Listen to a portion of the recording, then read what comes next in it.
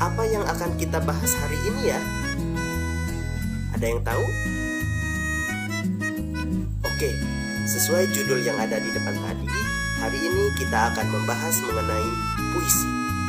Materi tersebut meliputi 1. Pengertian puisi, 2. Ciri-ciri puisi, dan yang ketiga, teknik membaca puisi. Sudah siap?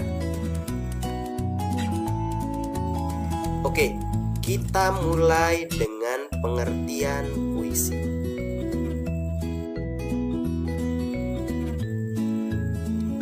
Apa itu puisi? Kalian pernah mendengar puisi? Atau mungkin kalian pernah membaca puisi? Puisi adalah karya sastra yang menggunakan kata-kata indah dan penuh dengan makna. Puisi berbeda dengan cerita, berbeda pula dengan artikel yang biasa kita baca di media online. Apa ya perbedaannya? Untuk mengetahui perbedaan puisi dengan cerpen atau tulisan-tulisan yang lainnya, mari kita cermati ciri-ciri puisi berikut.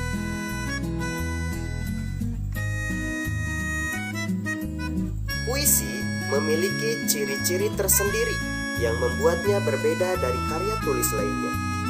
Ciri-ciri puisi tersebut antara lain adalah sebagai berikut. 1. Terdiri atas baris-baris yang disebut lari. 2. Terdiri atas beberapa bagian yang disebut bait. 3. Memiliki keteraturan bunyi suku kata terakhir tiap barisnya yang disebut rima. 4. Menggunakan kata-kata indah yang bersifat kiasan atau perumpamaan. Mari kita bahas satu persatu.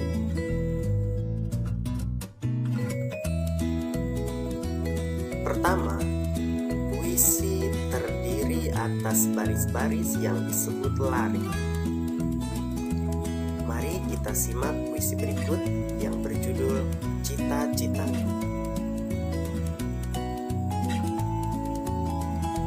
Anganku melayang ke masa depan. Aku ingin menjadi seorang guru. Guru adalah pejuang ilmu di garis depan. Guru tanpa pamrih berbagi ilmu. Aku akan berusaha mencapai cita-cita. Takkan lelah aku mencari ilmu. Takkan aku berpangku tangan saja demi tercapainya cita-citaku. Kita lihat kalimat pertama puisi tersebut. Anganku melayang ke masa depan. Kalimat tersebut berhenti sampai di situ, tidak dilanjutkan lagi. Satu kalimat itu ditulis dalam satu baris saja, dan kalimat berikutnya ditulis pada baris selanjutnya. Ini menunjukkan bahwa puisi itu terdiri dari baris-baris yang masing-masing barisnya hanya ada satu kalimat pendek. Masing-masing barisnya itu hanya ada satu kalimat pendek.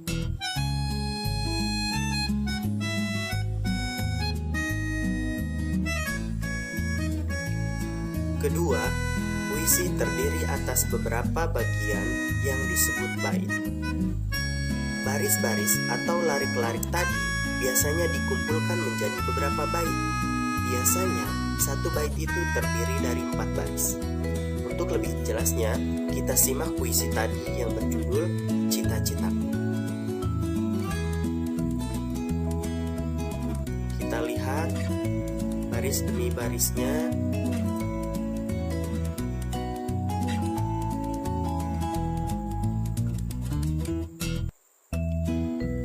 Setelah kita perhatikan, antara baris pertama, 4 baris pertama dengan 4 baris berikutnya diberikan jarak sebagai penanda bahwa puisi tersebut terdiri atas dua kelompok baris. Kelompok baris inilah yang disebut sebagai bait.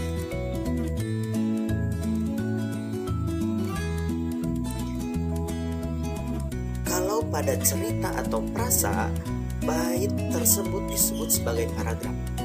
Bedanya, pada cerita atau prasa, satu bait itu barisannya terus menyambung dari kalimat pertama hingga kalimat terakhir. Namun, pada puisi, masing-masing kalimat membentuk satu baris, dan baris-baris itulah yang menjadi bait.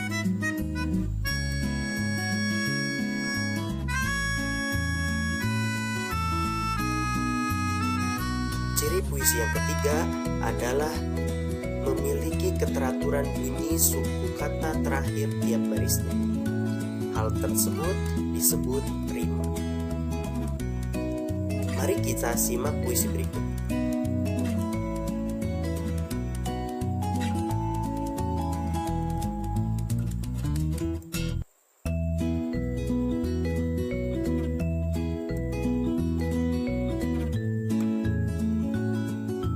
Anganku melayang ke masa depan.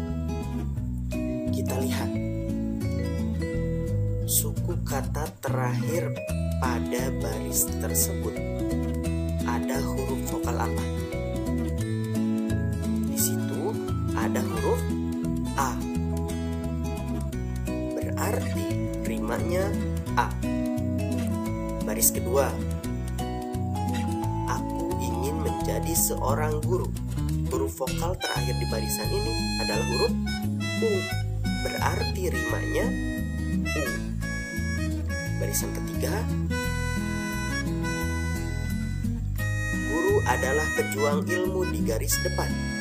Huruf vokal terakhirnya A.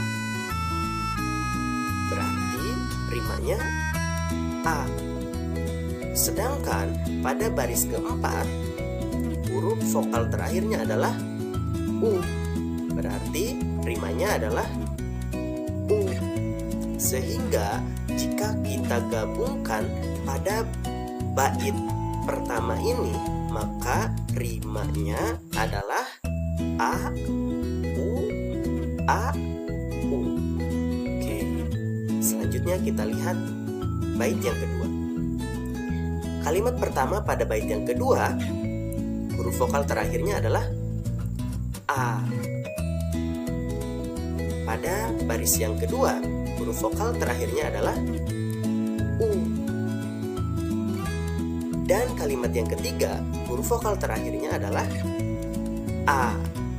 Sedangkan pada kalimat yang keempat, huruf vokal terakhirnya adalah U.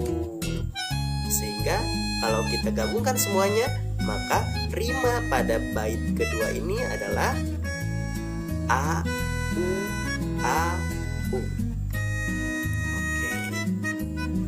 Coba kalian perhatikan, apakah ada yang menarik dari rima kedua bait tersebut?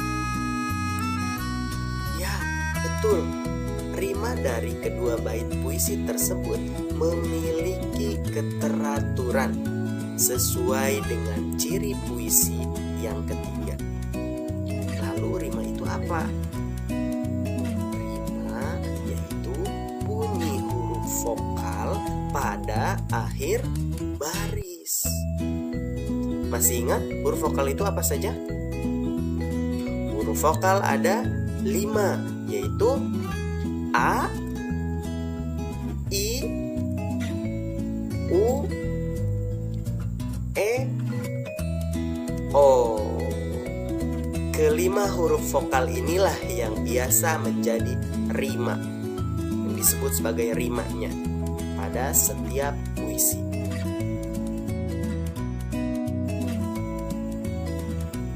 Ciri puisi yang keempat adalah menggunakan kata-kata indah yang bersifat kiasan atau perumpamaan atau arti lain. Maksudnya bagaimana ya? Baiklah, kita simak dulu puisi berikut, yaitu puisi yang dibuat oleh Angelica dengan judul Cita-Cita.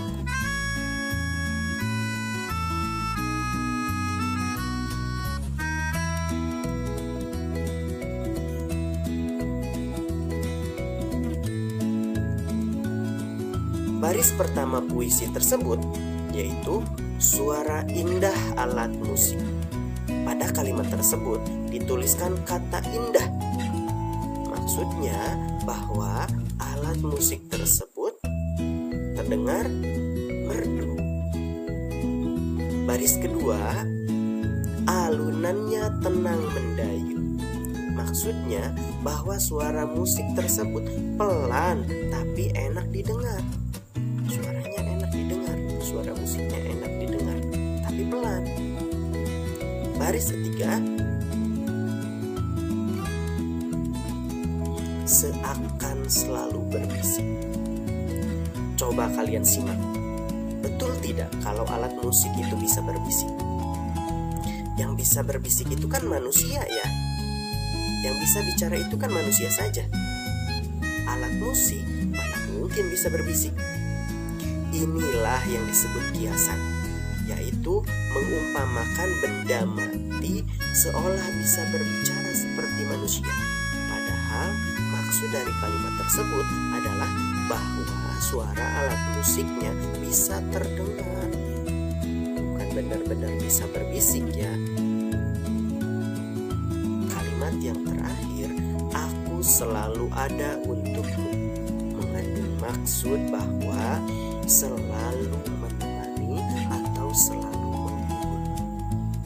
Sudah jelas bahwa di sini ada kata-kata indah, tenang mendayu, berbisik, selalu ada untukmu.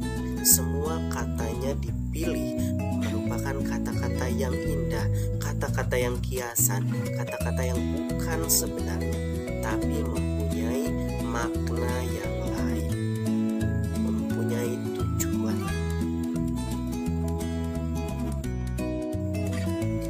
Anak-anak pintar, pengertian puisi kita sudah tahu.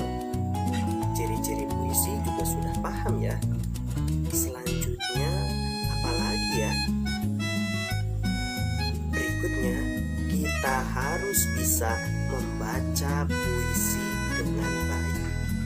Oleh karena itu, kita harus pelajari dulu untuk bisa membaca puisi yang baik itu bagaimana.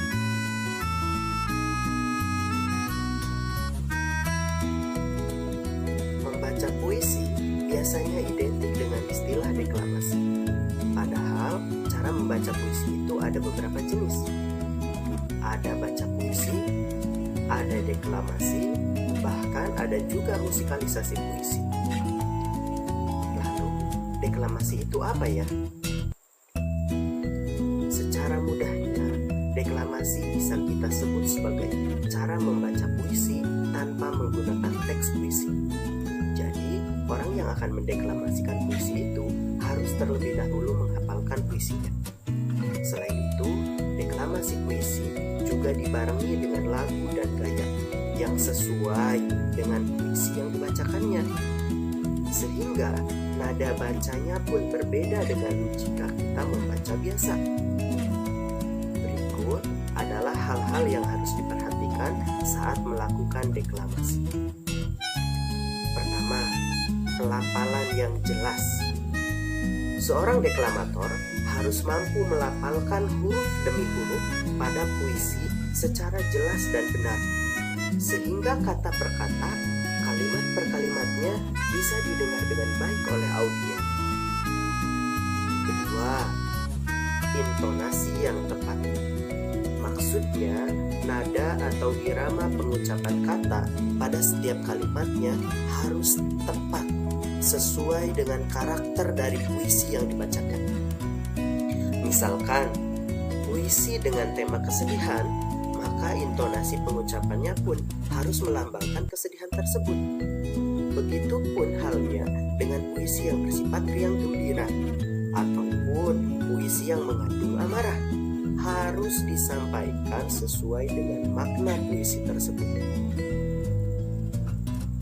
Tiga, pemenggalan kata yang tepat. Hal ini harus dilakukan untuk menghindari salah arti dari kalimat yang disampaikan. Berkaitan dengan pemenggalan kata, dalam membaca puisi dikenal ada yang disebut dengan istilah tanda jeda puisi. Seperti apa ya? Berikut tanda jeda pada puisi. Yang pertama, tanda silang satu. Artinya berhenti sebentar untuk bernafas. Biasanya pada koma atau berhenti di tengah baris. Ada juga tanda garis miring 2. Artinya berhenti agak lama, biasanya koma, akhir baris yang masih berhubungan dengan baris berikutnya. Ada juga garis miring 3. Berhenti lama sekali, biasanya pada titik baris terakhir satu bait atau pada akhir puisi.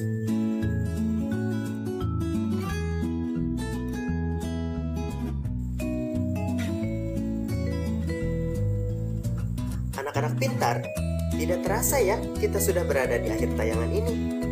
Pak Warta ucapkan terima kasih karena kalian telah menyimak video ini dengan baik.